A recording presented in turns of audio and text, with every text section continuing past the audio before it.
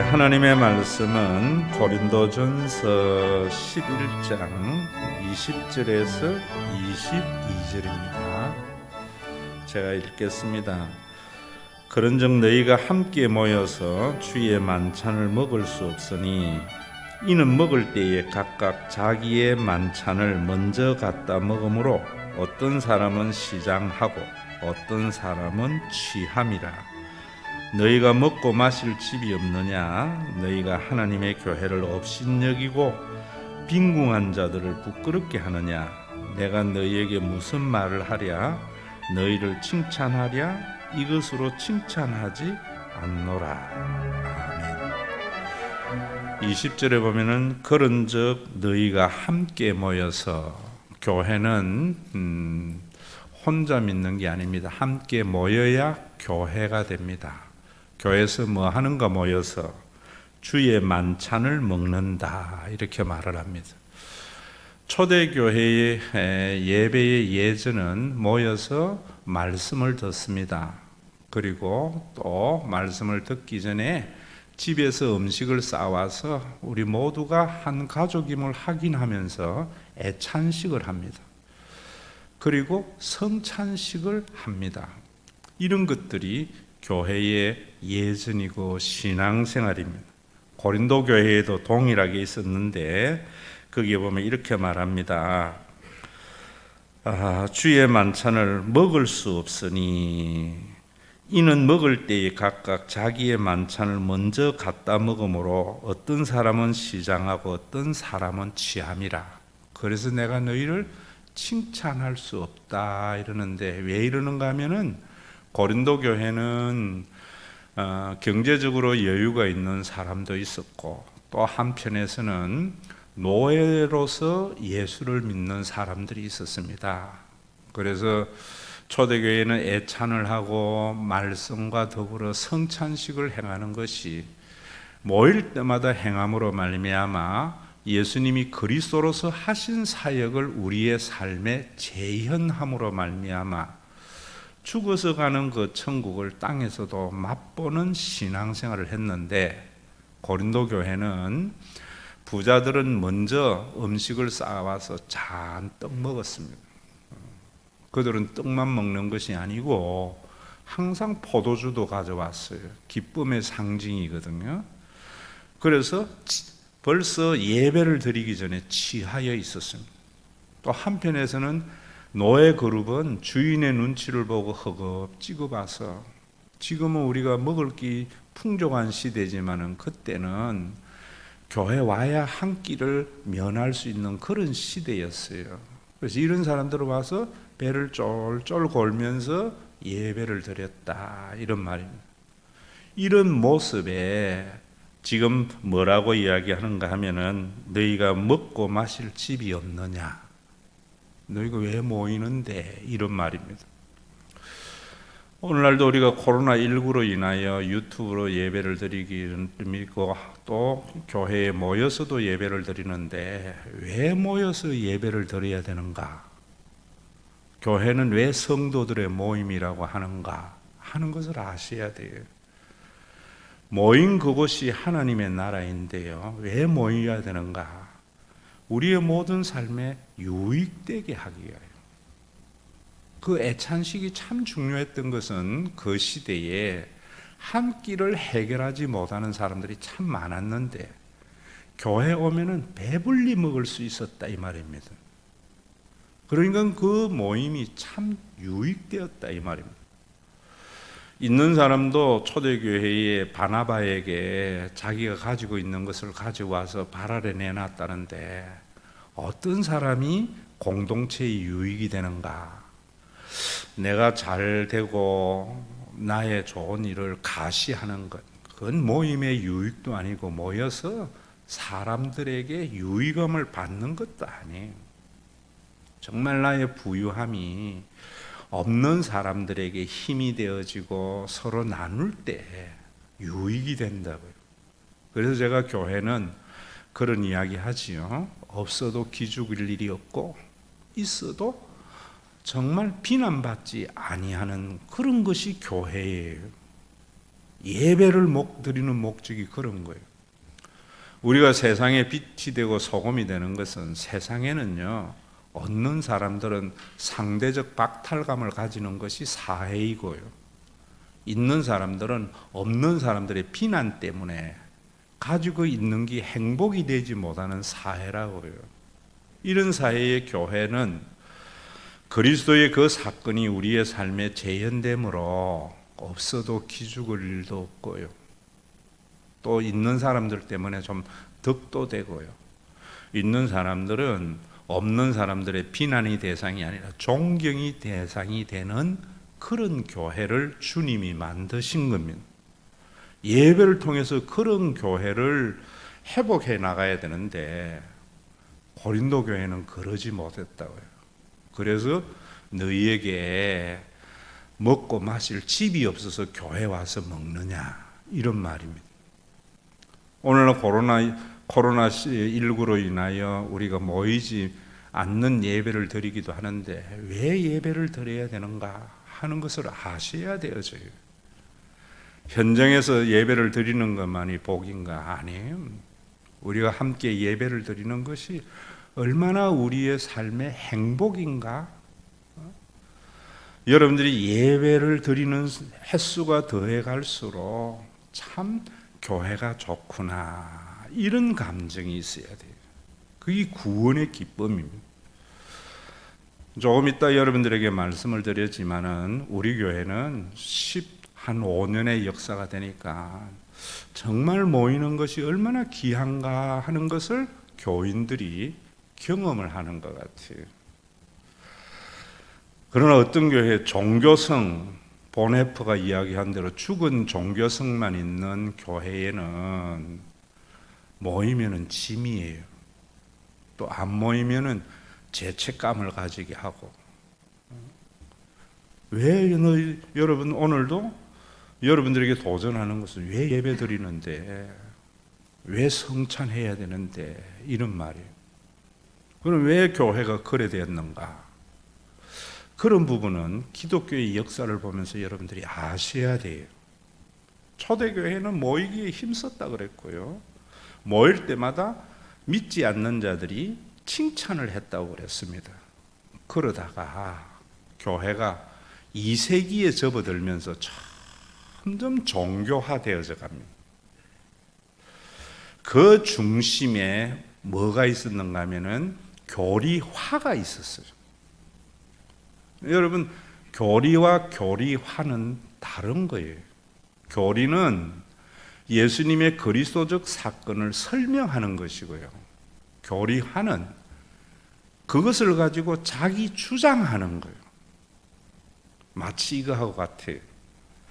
우리가 모여 있으면 권위는 절대적으로 필요해요. 그런데 권위주의는 그 모임을 상당히 나쁘게 하잖아요.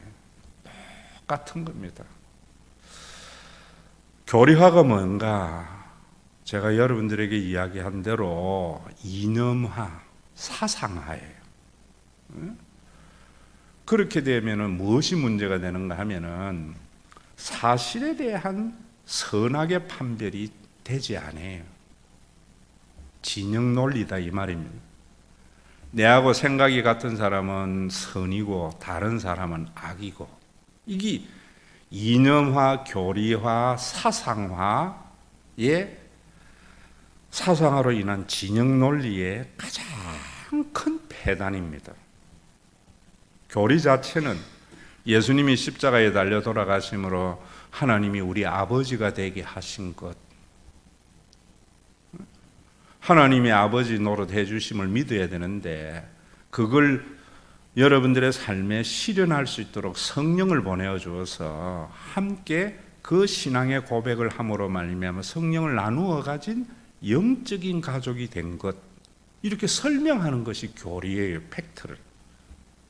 그런데 그런 걸 가지고 존재론적으로 교부 시대에는 어떤 일이 일어났는가 하면은, 지금은 여러분들이 삼위일체교리나 예수님은 하나님의 아들로서 온전한 육신을 가지고 있는 것을 우리 장로교 교인들은 다 믿지만은 아직까지 이런 것들이 정리가 안 됐어요. 그래서 오리게네스라는 사람은 예수님의 신성을 부인하기도 했고요. 또 어떤 사람은 예수님의 인성을 부인하기도 했고, 또 우리 장로교는 아다나시우스의 신앙 고백을 우리가 받아서 또 그건 예수님이 하신 말씀이에요. 자기는 하나님의 아들이고 또 인자라고 이야기했어요.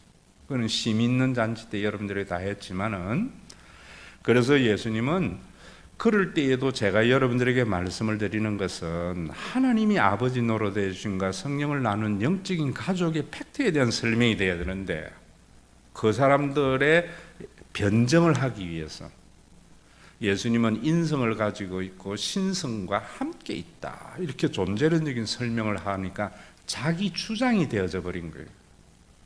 다행히도 기독교에서는 예수님의 그 성육신의 교리, 여러분들이 신앙의 고백하는 것을 받아들여서 교회에 큰 전통이 됐지만은, 오리게네스 같은 사람도 예수님이 그리스도이심을 믿은 거예요. 존재론적으로는 그 사람들이 설명을 하려다 잘못된 길로 갔는데 이 사람들을 파문을 해버린 거예요. 그래서 이 사람들이 쫓겨났는데, 콘스탄틴 대제가 죽고 난 뒤에 아들이 세워지고 그 다음에 아들 세워질 때에 이 아들에게 가서 자기네들의 교리를 가지고 설득을 해가지고 받아들이게 한 거예요. 그래서 자기네들이 받은 그 핍박을 보복을 한 거예요. 그래서 자기하고 다른 사람들을 황제의 권력을 가지고 화형을 시킨 거예요. 그게 기독교의 역사입니다. 그 화형도 어디서 배웠는가? 초대교회가 로마 황제에 의해서 핍박을 당할 때에 그 당했던 그 핍박을 배워서 교리화가 되어져 버리니까 자기하고 다른 생각을 가지고 있는 사람들에게 권력을 빌어서 화형을 시켜버린 거예요.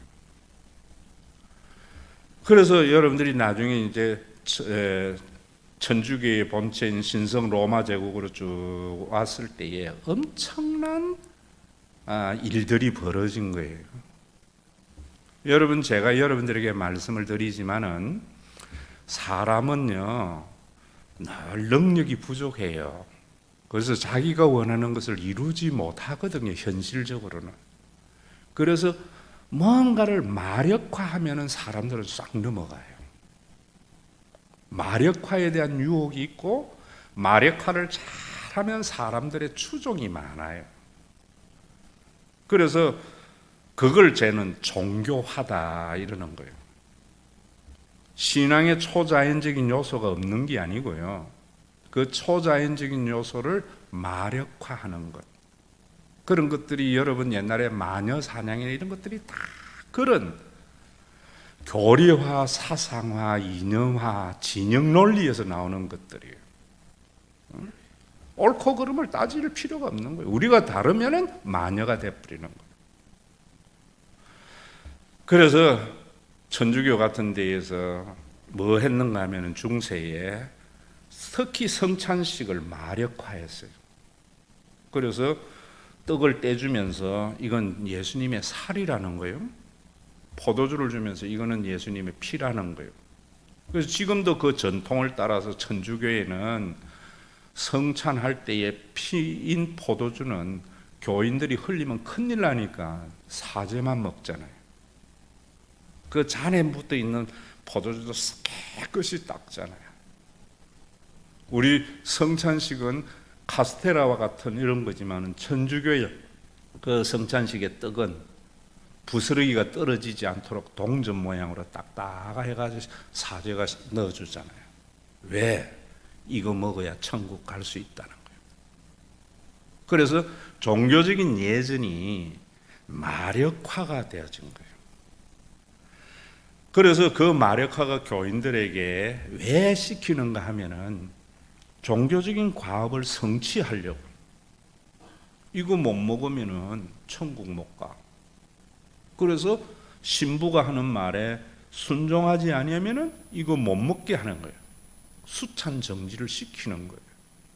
이래서 엄청난 종교적인 과업을 성취한 것이 베드로 성당을 지은 거예요. 그 베드로 성당에는 당대의 교인들의 피와 눈물이 흐려져 있는 거예요.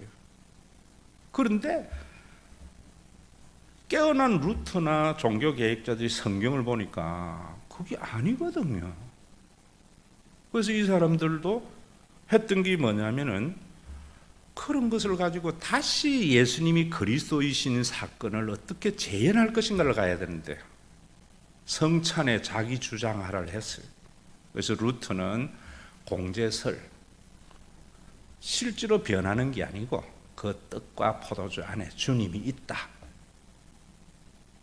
칼뱅은 그곳에 영적으로 주님이 임재한 것이다. 쩌빙걸리는 아니다. 기념이다.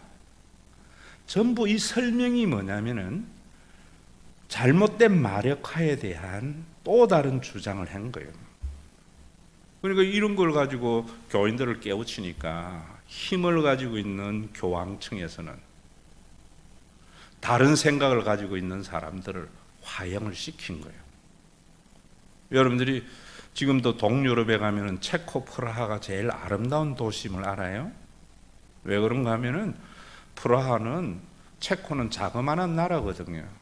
히틀러가 몰고 오니까 제일 먼저 만세 항복한 거예요.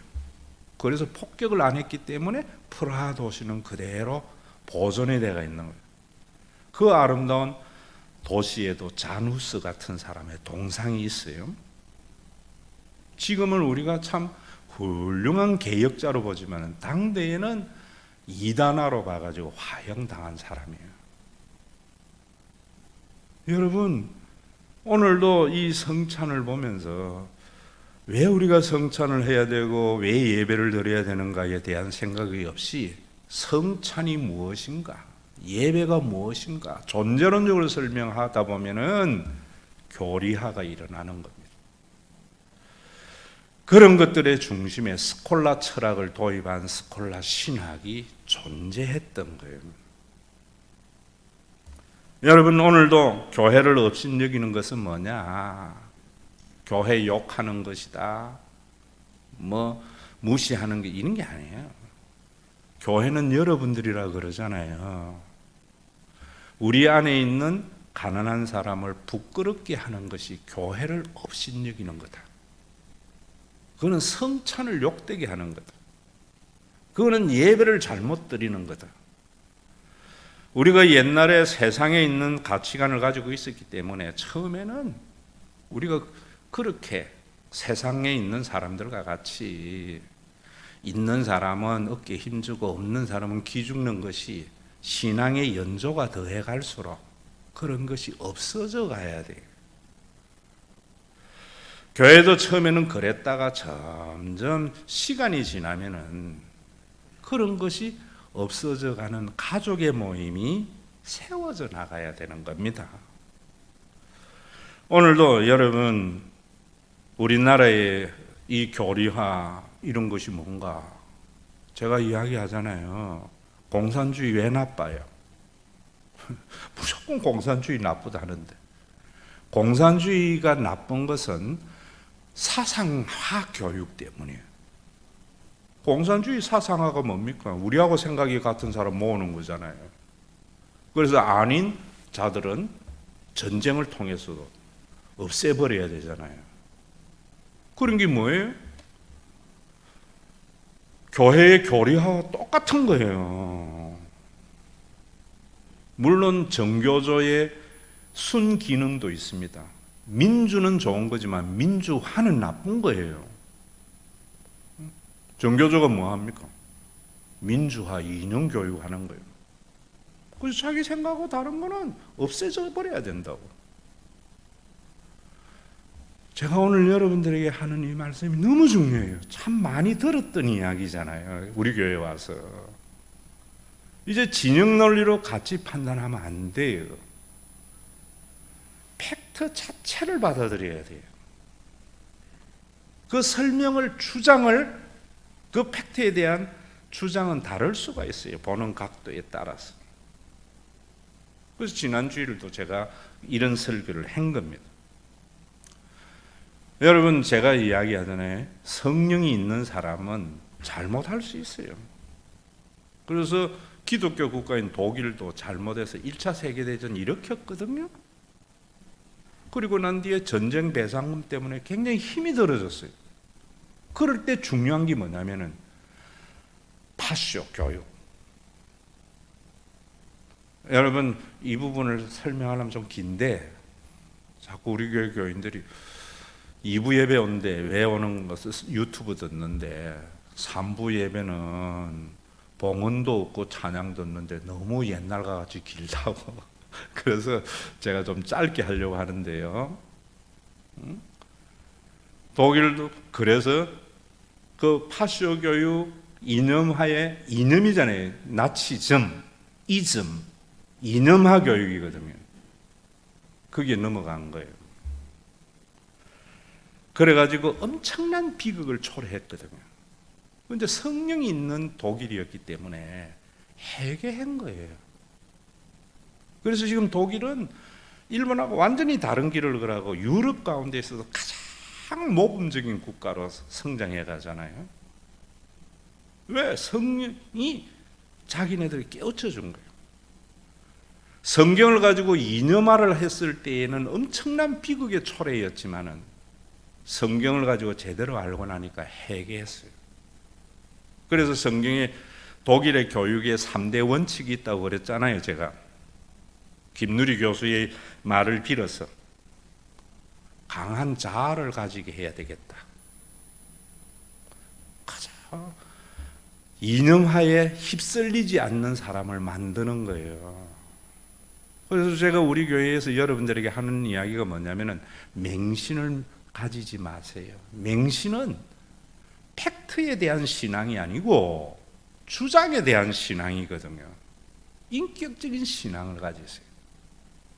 이성으로 잘 판단, 옳고 그름을 판단하는 게 아니고 어느 것이 유익한 것인가. 강한 자아를 가지겠다. 강한 자아가 없었기 때문에 히틀러의 이념 교육에 우리가 넘어가서 그런 엄청난 비극을 초래했구나. 교육의 목표가 그것에 있는 거예요. 그리고 사회성 자아, 독야청천하는 게 아니다. 유아독존이 아니다. 인간은 어떻게 하면 다른 사람들과 더불어 살아갈 수 있는가? 그 교육이 학교에서 이루어지는 겁니다. 그리고 행복에 대한 감수성. 행복에 대한 감수성이 뭔가? 왜 공부해야 되는가? 왜 출세해야 되는가? 행복하려고. 근데 우리는 그 행복도 남들보다 더 많이 가지고 남들이 군림하면 행복한 줄 알아요. 천만에요. 내가 가지고 있는 바를 가지고 많은 사람에게 유익이 될 때 행복이 되어져요. 그러면 없는 사람의 마음을 헤아릴 줄 아는 교감이 일어나야 된다는 거지요. 그래서 지금 독일은 시리아 난민도 그래 많이 받았지만은 훌륭한 국가가 되는 거예요. 오늘도 여러분들이 우리 교회에 예배를 드리고 성찬을 우리 교회에서 한 만큼 무엇이 일어나야 되는가? 교회가 점점 더 모이는 것에 기쁨이 되어져야 돼요. 이거는 제가 생각할 때예요. 학습이 아니에요. 이념하는 학습이 중요해요. 이건 삶이 중요해요. 그래서 제가 여러분들에게 신앙은 연조가 중요한 거다 라고 말을 하는 거예요. 이번 주에도 우리 교회에 장례식이 있었을 때 참 이번에 너무 감동적인 저에게는 많아요. 왜 감동이 많은가? 15년 동안 그렇게 설교해 왔기 때문에. 다른 거는 다 말 못하겠고 이건 해도 될 것 같아. 고향랑 지사님이 저에게 문자 보낸 겁니다. 목사님 감사드립니다. 매주 강단에서 가족이란 단어를 목 아프게 외치셨지만 머리에서 가슴까지 한 뼘 내려가는데 많은 시간이 걸렸다는 걸 알게 되었습니다. 뭔 말입니까? 학습이 삶이 될 때까지는 시간이 필요한 거예요. 비 쏟아지는 저녁 밤과 새벽길을 많은 성도들을 모시고 오셔서 친가족이 채우지 못한 빈자리 교회 가족으로 넘치게 채워주셔서 그때야 알았습니다. 목사님께서 이런 모습을 원하셨구나 하고요. 전 이름 없는 성도인 줄 알았는데 모두의 기억 속에 내가 있었다니 고맙고 감사합니다. 하얀 꽃피는 아름다운 5월에 엄마를 보내드려 더더욱 감사드립니다. 앞으로도 주방에서 만남밥 열심히 해서 모두에게 보답할게요. 건강하기 바랍니다. 고향 드림. 자, 여러분, 신앙의 교육은 교리하는요 이론을 학습시키는 거지만 신앙은 삶을 경험하는 거예요. 그래서 함께 공유하는 삶이 참 중요해요. 제가 우리 부교육자들에게 어제 그거 하면서 얘기했어요. 우리 신과 회복이 있는 교회는 교육이 하나님의 형상의 교육과 돕는 배필의 교육이다. 제가 요즘 유언 같은 말을 많이 해요. 하나님의 형상이 뭐냐면은 하나님은 혼자가 아니잖아요. 단일 신론이 아니에요. 이것 가지고 사람 죽이고 살리고 한 거예요. 세 인격이 한 본체라는 거예요. 신비지요. 세상에 없는 거지요. 하나 겨우 있다는 말 하나는 뭐냐? 부부라는 거예요. 부부는 혼자 있으면은 부부가 될 수 없지요. 한 사람이 부부가 될 수 없어요. 두 인격이 한 몸이 되는 그게 하나님이에요. 가족이라는 말이 제가 그런 말이에요. 이걸 우리가 모여서 예배 드릴 때마다 성찬을 통해서 퍼포먼스 하는 거고요. 설교는 이걸 말로 설명하는 거예요. 그걸 실현하는 것이 애찬이에요. 함께 나눠서 밥 먹는 거예요. 이런 삶은 우리의 삶이 얼마만큼 공유되는가 하는 것이 중요해요. 돕는 배필도 마찬가지. 타락한 인간은 왜 결혼하는가? 도움을 받으려고. 그거는 타락의 증거예요. 타락하기 전 인간은 도와주려고. 제가 가치관의 변화가 일어나야 된다 했죠. 타락한 인간은 남에게 도움을 받으면 높은 사람인 줄 알아요. 그래서 회장이 되면 기사도 두고 집에 가서 도우미도 주고 도움을 많은 사람에게 받아요. 그거는 타락한 세상이에요. 가정에는요 도와주는 사람이 큰 자예요.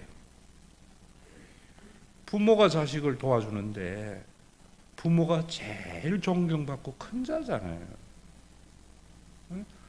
아이들에게 남에게 도와주는 것이 얼마나 귀한 것이고 네가 큰 자인가 이런 교육을 해야 되는 거예요. 교회 와서도 예수 믿어가지고 높아져가지고 많은 사람 운전기사 쓰고 가사도우미 쓰고 살아라, 이거는 교회가 죽은 종교가 되는 겁니다. 여러분, 이런 삶이 참 중요해요. 제가 또 그런 이야기도 했어요. 우리 교회의 담임은, 내 다음에 담임은 우리 교회 출신이어야 된다. 저는요 저를 사울이라고 봐요. 내 다음 대 목사 다윗이, 그 다음 대 솔로몬의 시대가 도래될 거예요. 여러분들은 사울 시대를 저와 함께 살아가는 거예요. 그럼 우리는 뭐 해야 되는가? 한 가지 아셔야 돼요. 제가 우리 교회에 장례식에 있었던 입감 예배는 오후 8시다라고 못을 박았어요. 왜? 장로님들 다 오시라고. 몇 명 아는 그 장래에도 고향난 집사가 예수님의 사랑, 가족이라는 그리스도의 사건을 체험했는데 더 많이 오시면 얼마나 여러분 그런 거 알겠어요? 왜 제가 사울이고 이러는가? 우리 교회의 지사님이 평일날 한 번씩 와요. 애들은 안 데리고 오는데. 그래서 저보고 인사를 하는데 뭐라는가 하면 애들이 교회 너무너무 오고 싶어 해요 이러더라. 왜 이러니까 교회에 오면 자기들이 사랑받는 줄 안다는 거야. 그래서 지가 코로나19 동안 키 커진 거 목사님에게 보여주고 싶다는 거지. 왜 내만 그래야 돼요? 아이들 머릿속에 장로님도 그래야죠. 이번에 모이는 게 중요한 게 아니에요. 모이고 나면은 장로님도 야 너무 키 컸구나 안아주고. 그게 교회예요. 이렇게 큰 아이들이 장로가 되고 권사가 돼야 돼요. 이 아이들이 그런 장로가 되고 권사가 되려면 지금 저와 여러분들, 나와 우리 장로님 권사님들이 그런 것을 보여줘야 돼요. 우리는 학습으로 실현하는 거지만 걔들은 체험으로 실현하도록 해줘야 돼요. 그래서 3대가 제가 오늘 1부 예배 찬이 오고 2부 예배 준이 와서 이야기인데 찬이나 준이 얘들이 장로가 되고 민영이 이런 애들이 권사가 됐을 때 우리 교회가 비로소 그리스도의 구원이 경험되는 거예요. 그건 당대에 되는 게 아니라고 봐요. 저는. 불행히도 저와 여러분들은 몰랐으면 일 안 살아도 되는데 저도요 어떨 때는 참 섭섭할 때 많아요. 알기 때문에 이걸 버릴 수도 없는 기고 여러분들이 이런 삶 살아가야 돼요. 그래서 우리 교회에는 제가 그랬습니다. 장로님은 12분 이상 안 세운다. 왜? 12교구를 만들려고. 우리 교회 예배당 규모로서. 그리고 48구역. 한 장로님이 4구역 책임지는 것. 한 구역은 10세대, 480세대. 예산은 12억 1년. 그 이상 안 하려고요. 주님이 재림하는 날까지 그 규모를 가지고 우리가 정말 삶이 공유되는 가족이 되는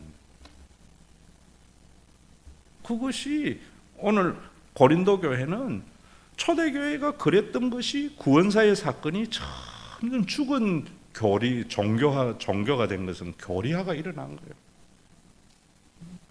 거기에 교리 논쟁이 잘못된 겁니다.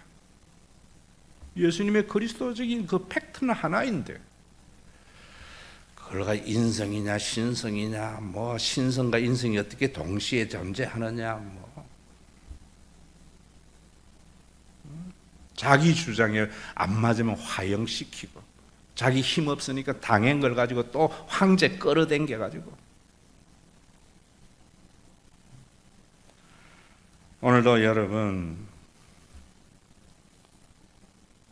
이번에도 참 그런 생각이 들더라고요.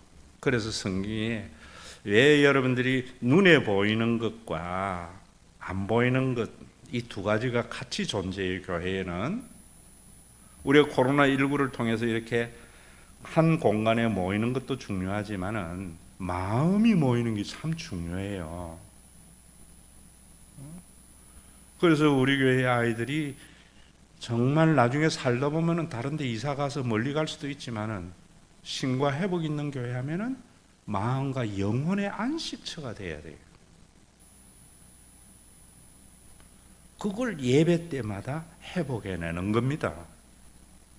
또 우리가 마음으로만이 아니에요. 제가 고양란 지사님 어머니 하순옥 권사 하고 난 뒤에 비가 부슬부슬 오는데 그 갈 때부터 누가 떠오르는가 하면은 윤성복 집사가 떠오르더라. 그래서 혼자라도 가봐야 되겠다 하다가 마치고 난 뒤에 그 뒤로 올라가면 있거든요. 가서 보니까 윤성복 집사가 있어요. 그걸 보면서 그 기도하고 생각하면서 뭔가 하면 눈에 보이는 것도 중요하구나. 그래서 뭐 교회 크게 짓는 것보다는 우리 아이들에게 그런 거와 함께 또 교회에 돌아가시고 나면은 수목장을 짓는 부활의 동산이 있어야 되겠다. 한 지사님이 동해 안에 7,000평을 이제 몇 천만 원이 있으면 옮길 수 있어요. 이전하는데 땅은 수억인데 멋있게 하려고 그런 것은 왜? 그곳에 올 때마다 교회가 생각이 나고 교회가 생각이 날 때마다 예수님이 십자가에 달려서 하나님의 아버지 되게 하시고 성령을 보내어서 우리가 가족이 되었는데 신앙생활로 그 내가 어릴 때에 정말 나를 사랑했던 목사님, 장로님, 권사님, 집사님들 그게 생각이 나고 그 빛을 또 교회 안에 다른 아이들을 사랑할 수 있는 이런 것이 이어질 때 주님의 재림의 그날까지 우리 교회는 하나님의 나라를 맛보는 그런 복된 교회가 되지 않을까. 그 중심에 오늘 여러분들에게 말씀을 드리는 것은 교리화, 이념화, 사상화, 공산주의가 나쁘듯이 진짜 나쁜 거예요. 교리는 좋은 겁니다. 교리는 예수님의 그리스도의 사건을 설명하는 거예요. 그 설명을 한 것을 여러분들이 경험해 보는 거예요. 경험해 볼 때 비로소 하나님의 나라인 교회의 역사가 이루어져 가요. 그래서 예전에 제가 그랬잖아요. 신앙은 뭔가 샘표간장이라 했잖아요. 맛을 보고 맛을 아는 샘표간장. 아무리 짜다라고 말해봐야 몰라요. 교회에 다니면서요, 가족이라는 걸 안 만들어도 몰라요. 가족으로 삶을 살아봐야만이 이 맛이구나. 그래서 천국을 맛보는 거라고 제가 이야기하는 겁니다. 너무나 쉬운 이야기잖아요. 예수님은 하나님이 우리 아버지 되게 하셨고 성령을 보내서 가족이 되게 하신 것. 간단한 이 말이 여러분들에게 15년 동안 내가 한 설교 그거예요. 이게 이리로 내려와야 돼요.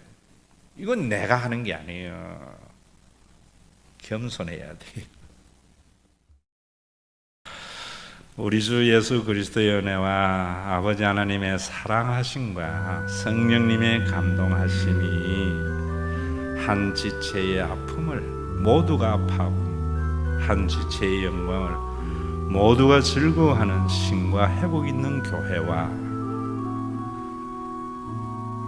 모이지 않으면 모이기를 원하는 모임을 갈망하는 신과 회복 있는 교회의 믿음의 권속들 위해 주님이 다시 오신다고 약속하신 그날까지 함께 있을지어다.